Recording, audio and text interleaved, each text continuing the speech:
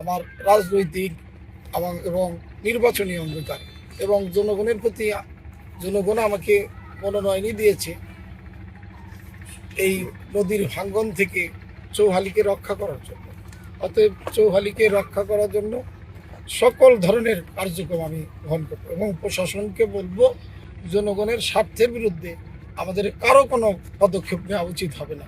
জনগণের স্বার্থ যেভাবে সংরক্ষিত থাকে এ ধরনের সকলেকেই আন্তরিক ভূমিকা রাখতে হবে এবং আমি চেষ্টা করব দ্রুত পানি উন্নয়ন বোর্ডের সাথে কথা বলে দ্রুত কিভাবে এইটাকে রোধ করা যায় এর পদক্ষেপ দ্রুত নেব।